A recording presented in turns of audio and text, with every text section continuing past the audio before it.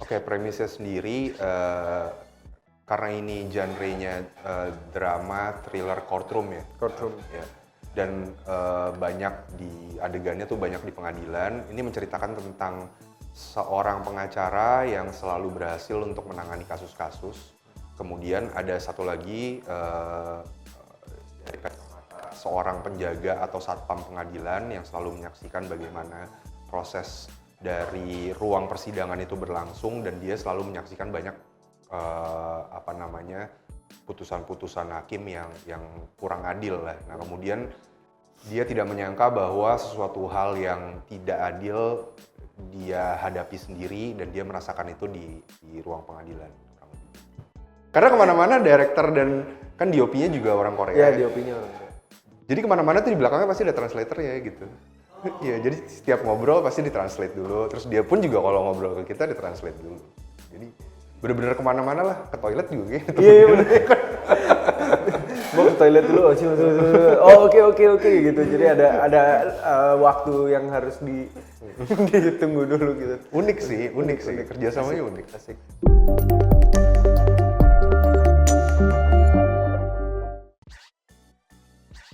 Oke, premisnya sendiri karena ini genre-nya drama, thriller, courtroom ya. Courtroom. Ya.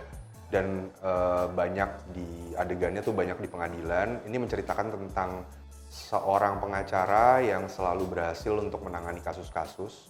Kemudian ada satu lagi dari kacamata seorang penjaga atau satpam pengadilan yang selalu menyaksikan bagaimana proses dari ruang persidangan itu berlangsung, dan dia selalu menyaksikan banyak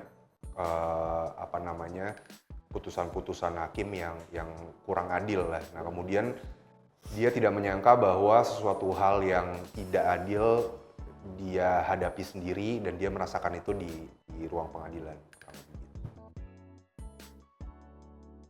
Untuk pertama kali aku ditawarin waktu itu karakter yang berbeda dari karakter yang aku peranin, dan karakter itu pas aku attend castingnya itu aku udah bisa tahu kalau ini kayaknya mengarah ke arah sana nih filmnya nih, yang dimana genre-nya bakal deep dan lain-lain. Karena casting yang aku lakuin itu ada di ruang pengadilan kan, dan waktu itu kita aku ngobrol sama casting directornya, dan akhirnya ya udah beberapa hari kemudian aku dipanggil lagi untuk recast, dan di recast yang terakhir itu kalau nggak salah 3 kali casting, dan di recast yang ketiga itu bareng sama Mas Yusron. Terus ketika aku dipanggil untuk recast, setelah selesai recast itu aku nggak boleh pulang dulu karena ternyata mereka mau ada proses reading. Dan ternyata yang di proses reading itu reading perdana mereka, yang datang itu Mas Reza. Mas Reza datang, dan untungnya Mas Reza waktu itu belum membaca naskahnya juga, karena kebetulan Mas Reza baru dipanggil juga. Dan kita diskusi, kita brainstorming bareng, asik banget, dan aku sangat excited buat ada di project ini karena menurut aku genre yang bakal dibawakan juga asik banget, kayak courtroom drama, thriller, action juga ya. Action juga, yang dimana itu sesuatu yang baru untuk aku sih. Iya, agak sedikit berbeda sama Rafli. Waktu itu kebetulan ini kan direkturnya ada 2, Yusron Fuadi sama Lee Chang-hee dari Korea. Nah, kemudian Yusron hubungin saya, terus dia ngajak ketemuan, akhirnya kita makan malam, dan ketika makan malam itu udah ada produser dari Koreanya. Terus dia nyeritain ini ada project film. Dulu judul awalnya itu Judgment ya? Iya, Judgment. Kan? Dulu judul awalnya itu Judgment.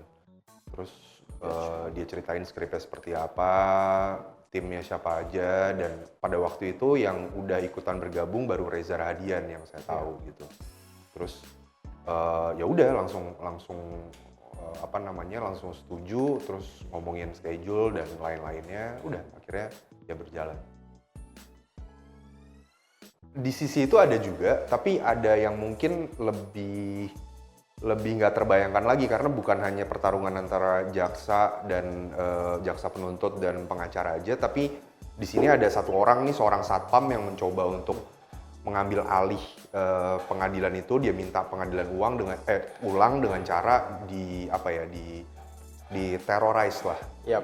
Seluruh orang yang ada di pengadilan beserta dengan hakimnya dan ya semacam apa ya? Jatuhnya ya ada unsur Ada unsur. Kalau waktu kita persiapannya tuh, jadi kita bikin simulasi pengadilannya ya. Oh ya, Ya benar. kan? Kayak di satu ruangan gede kita bikin Proses simulasi. reading ya. Iya, supaya secara apa namanya blocking kemudian ketahuan enaknya kemana, jalannya kemana. Jadi lebih dinamika permainannya tuh berasa gitu dari setiap pemainnya. Ya. Jadi mejanya tuh udah disusun bentuk U gitu ya. Dan sebelah situ sebelah sana tuh yang jaksa, penuntut dan lain-lain, sebelah sini hakim, terus sebelah sini ada saksi dan terdakwa dan pengacara gitu. Ya. Tapi karena syutingnya itu juga di studio, jadi kita nggak menggunakan pengadilan yang asli. Jadi lebih enak untuk kamera moving dan kita untuk apa namanya build karakternya juga lebih enak gitu. Ruang pengadilannya bagus banget. Bagus banget. 1:1 katanya. Iya. Yang menarik dari film ini tuh kayak konsepnya anti-hero gitu, jadi nggak ada yang Iya, hero. bener. Iya kan? Jadi ya kayak pengacara kan pada umumnya ya dia bekerja sebagai pengacara, mau dia membela yang salah atau benar ya dia harus membela kliennya gitu. Tugasnya dia gitu. Nah kemudian di karakter yang saya mainin juga, ya dia membela sesuatu untuk dirinya dia, mungkin dia bisa dia bisa melakukan ini karena dia punya aksesnya untuk melakukan hal tersebut gitu. Ya. Dan ya dia ibaratnya dizolimin segitunya, ya mungkin saya juga kalau jadi karakter itu juga akan melakukan hal yang sama mungkin dengan cara yang berbeda. Iya. Pokoknya karakter yang diperankan sama Mas Reza Radian nih ini ya licik dan pasti di film ini banyak hal yang bersinggungan dengan kata manipulasi. Jadi ya pasti bakal kesel sih karena kalau aku diposisikan sebagai penonton nantinya juga pasti bakal kesel juga melihat karakternya gitu. Tapi dia nggak salah juga sih. Tapi nggak salah juga iya. karena ya anti hero sih. Iya. Berarti nanti selama bakal ada perdebatan gitu. Semoga ya. Semoga. Konspirasi dari penonton.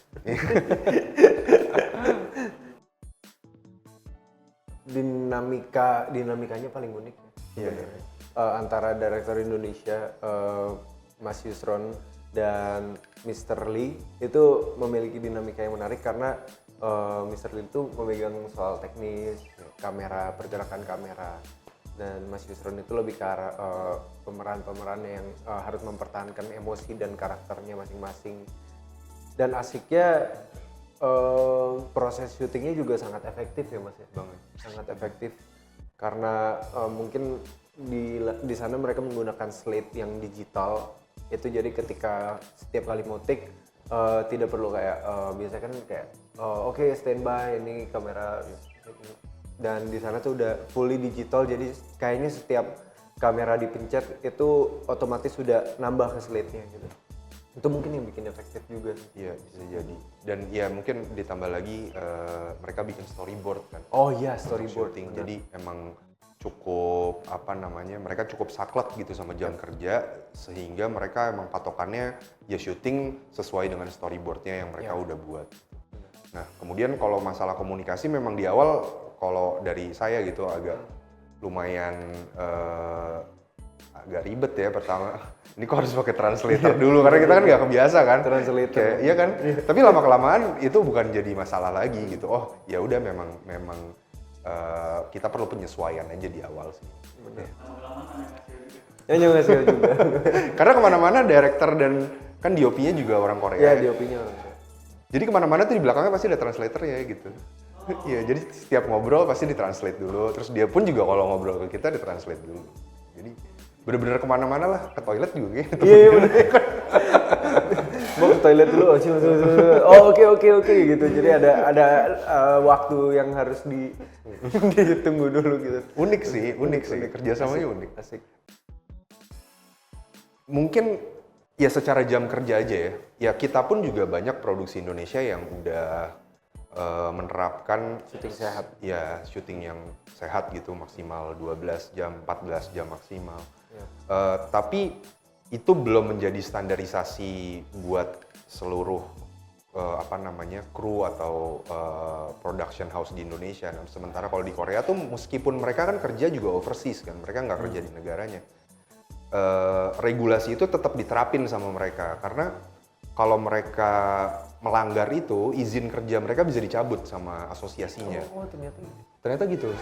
Meskipun bukan mereka yang ngelaporin, misalkan mereka oke nih, gue syuting oke lebih dari jam kerja gue gitu. Misalkan temennya, krunya ngelaporin, ini si Lee Chang-hee ini dia kerjanya ini, dia bisa dicabut izin kerjanya. Gitu. Jadi iya, sesama mereka pun juga saling nge-backup dan saling Membantu. Iya, ngebantu satu sama lain agar regulasi tersebut tetap dijalankan dengan baik gitu, SOP benar. itu gitu. Dan kalau telat buat waktu itu aku pernah ada satu hari cuman aku di situ sebenarnya cuma nunggu 20 sampai 25 menit. Dan itu aku dipanggil setengah jam lebih awal kan. Harusnya aku syutingnya lebih pokoknya aku dipanggil jam 8 dan nunggu sampai jam setengah 9 dan mereka minta maaf padahal kayak ya udah itu masih jam kerja sebenarnya. Jadi mereka masuk, maaf ya nunggu lama gitu. Padahal nggak lama juga sih, nunggu 20 menit it's still fine gitu. Jadi mereka langsung masuk minta maaf, sekarang prepare buat take next scene gitu. Mereka kalau bikin kesalahan tuh rasanya kayak Kayak bersalah banget gitu pressure rasanya. gitu. Iya, dan kita kan jadi gak enak ya. gitu ya kan, oh it's fine mister. Iya, it's nggak fine, apa-apa, it's nggak apa-apa. fine. Menurut gue perlu sih. Maksudnya ya buat kesehatan seluruh tim ya, bukan hanya pemain aja, tapi kru kan juga butuh istirahat yang cukup. Entah makanannya pun juga harus baik gitu. Dan yang paling penting juga jam kerja itu kan mempengaruhi ketika kita udah misalkan hari ini kita molor gitu. Nah itu akan bisa berpengaruh terhadap syuting selanjutnya kan, dan bisa jadi nanti syutingnya malah drop gitu. Iya, udah clean banget mereka setahu gue per minggu itu cuma boleh syuting 72 jam apa 58 jam ya, gue lupa deh. Permitnya mereka. Jadi mereka harus ngebagi tuh dari 72 jam itu dibagi ya perharinya berapa sampai sehingga seminggu tuh mereka hanya syutingnya segitu. Disiplin banget. Jadi soal jam kerja waktu itu aman banget. Pernah sekali gue juga jam 8 di calling, jam 11 siang udah pulang dan itu take 3 scene.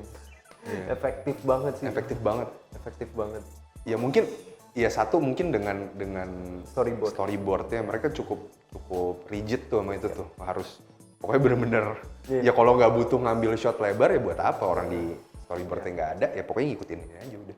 Mindset editing gue. Mindsetnya udah editing. Efektif banget. Jadi total kalian syuting berapa?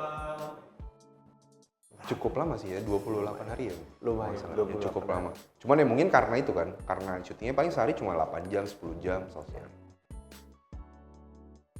Gue mungkin ada adegan di parkiran, tapi bukan sama Rafli, sama Elang El Gibran. Nah, seharusnya memang disediain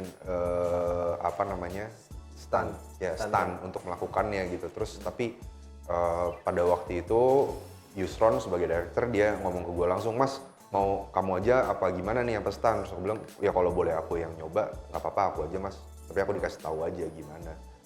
Ya memang kameranya karena kamera worksnya juga cukup rumit sih, kayak ngikutin ke sini terus ngikutin motor lagi, kayaknya ada di trailer juga deh. Terus sehingga motornya terus nabrak gitulah. Untungnya sih hanya ngulang 2 kali kalau nggak salah, tapi cukup capek juga untuk latihannya cukup lama gitu, kayak kan soalnya nggak boleh salah ya, ketika salah ngulang setupnya lama lagi gitu. Kalau aku mungkin agak kaget, jadi jarang banget kita run through ya. Jadi di satu scene itu kita diberikan ruang untuk bermain ya. Mr. Lee juga selalu bilang just do your job. Kerjaan gue pokoknya dia bilang kerjaan gue cuma buat kamera dan lain-lain. Sisanya ke Mas Yusron gitu. Terus kita nggak pernah run through. Jadi ketika aku lagi ngomong dialog sepatah kata, berapa kata doang, habis itu mereka langsung cut dan mereka langsung moving kamera. Gitu nggak sih Mas? Iya benar. Gitu kan? Iya. Terus mereka nanti di kamera angle yang ini mereka juga nunggu sampai dialog kayak selesai beberapa bait, terus mereka langsung cut, moving lagi kamera. Dan itu yang aku alamin dalam seperti proses yang seperti itu tuh kesulitannya untuk mempertahankannya kan emosinya, karena pas proses untuk perpindahan ini cepet banget, nggak nyampe 5 menit, jadi kita masih tetap bisa nahan emosinya, dan itu tugasnya Mas Yusron biasanya, langsung datang tahan ya emosinya ya, pokoknya ingat situasinya begini-begini, kamu pertahankan emosi kamu karena bakal ada beberapa shot lagi gitu. Ya itu mungkin yang aku kaget di hari kedua, hari ketiga tuh aku udah mulai adjust dan ke belakangnya oh ternyata asik, asik banget. Gue setuju sih, ini memang agak tricky. Cara mereka kerja tuh kayak karena mereka saklek dengan si storyboardnya, sehingga misalkan adegannya panjang nih, apalagi adegannya misalkan intens ya, drama. Kan pasti secara emosi kan ya bisa jadi naik turun atau misalkan eskalasi emosi kemudian naik. Nah ketika emosi itu dipotong sesuai dengan shot yang mereka butuhin, pasti kan kita sebagai aktor ngeluarinnya kayak ini gimana ya kan untuk Itu gue juga. untuk memulai lagi tuh pasti kan harus dari awal biar dapat emosinya kan. Nah itu yang memang agak tricky, itu juga yang gue rasain sih, kayak ini cara kerja mereka hebat juga ya, luar biasa ya. Mereka bisa apa namanya memilah-milah emosinya sesuai dengan kebutuhan shotnya tuh, menurut gue wah hebat juga nih aktor Korea ya. Iya, aktor Korea berarti. Makanya gue sempet nanya ke direkturnya, pakai bahasa Indonesia lah terus ditranslate. Aktor Korea tuh sebenarnya kalau acting di film atau drama yang kita nonton, secara emosi tuh dapat gak sih sebenarnya? Apa sebenarnya mereka hanya ini aja kayak robot aja gitu? Oh enggak, kata mereka tuh selalu dapat kok, apalagi kalau aktor-aktor ternama gitu. Oh gitu. Karena kan kadang-kadang gue nonton film Korea ya karena ceritanya juga bagus, gue nggak ngerti bahasanya, jadi gue pikir kan oh ya. Oke, emang mungkin takutnya cuma visual doang, Iya. tapi ternyata emang hebat-hebat gitu, berarti emang wah jago nih. Enggak, kalau pandangan saya, stuntman itu biasanya digunakan untuk adegan-adegan yang secara tingkat kesulitannya belum tentu setiap aktor itu bisa melakukannya gitu, sehingga di-provide lah stuntman gitu, atau adegan-adegan yang berbahaya dan butuh orang yang profesional untuk melakukan itu.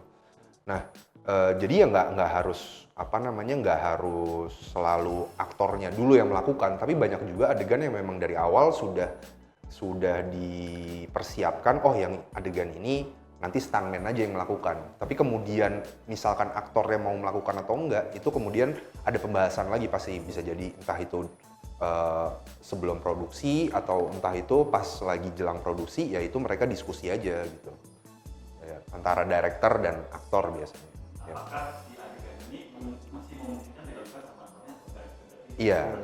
Iya. Tapi bukan berarti aktornya harus melakukan juga. Kalau memang aktornya nggak bersedia atau dia merasa oh gue nggak punya kapasitas untuk melakukan ini, sebenarnya nggak apa-apa juga gitu, karena kan udah di provide standar. Karena ada mungkin aktor yang kayak aku harus melakukan sendiri. Sebenarnya nggak ada yang harus sih, kalau memang udah di provide ya, nggak, menurut gue sih nggak ada yang harus sih, karena ya balik lagi sebenarnya kesadaran si tiap aktornya aja bahwa lo mampu apa enggak. Kalau emang lo nggak mampu ya nggak perlu lo lakuin juga gitu.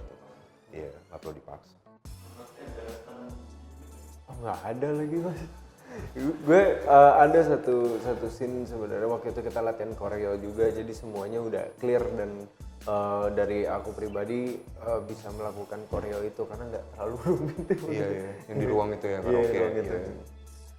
Itu ada di ini juga sih, di cuplikan gitu. Iya benar.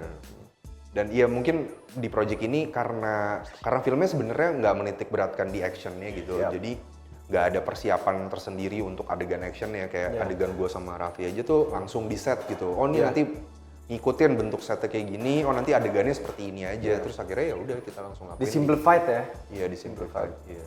Karena waktu latihan koreo tuh Sempat ya kita latihan koreo ya? kita latihan Oh iya Rik, koreo. ada nih latihan koreo. Latihan Korea lumayan lama dan koreonya lumayan. Iya bener ada. Iya. Tapi beberapa akhirnya nggak kepake Ya, karena akhirnya disimplified disimplify. ya, mengikuti setnya. Iya. Mengikuti set. Ya. Latihannya itu sama tim Korea juga atau mereka masih sama tim Indonesia? Nggak, koreografernya tim Indonesia. Tim Indonesia. Karena kita udah terkenal. Iya. Iya, bener. Iya. Hai, jangan lupa untuk nonton film Keadilan Keadilan The Verdict. Tanggal 20 November 2025 di bioskop.